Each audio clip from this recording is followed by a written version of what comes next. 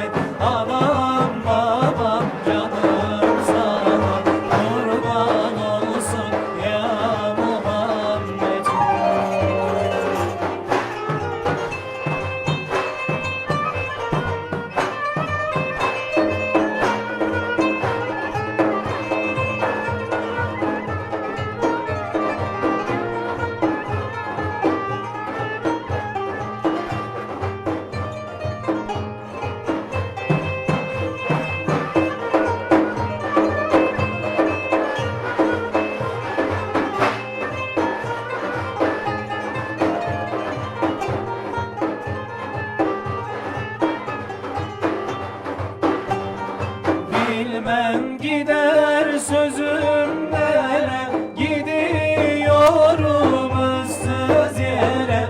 Bilmem gider sözüm nere, gidiyorum ıssız yere.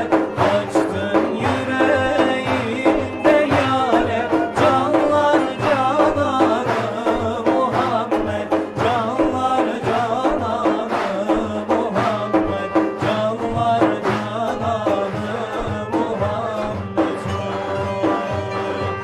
Allahümme salli ala seyyidina ya Muhammed. Anam babam canım sana kurban olsun ya Muhammed. Allahümme salli ala seyyidina ya Muhammed. Anam babam canım sana kurban olsun ya Muhammed. Annemin hayali geldi karşıma, söylediği sözler geldi aklıma. Giydi gömleği aldım koynuma, özledim annem doymadım sana.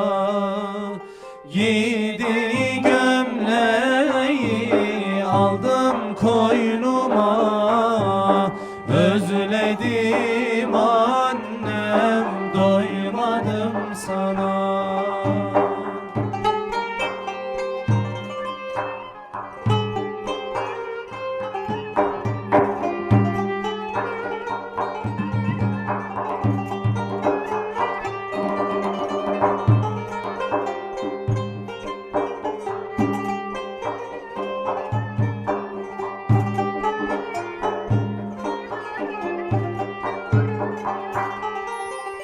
Yavrum canım diyerek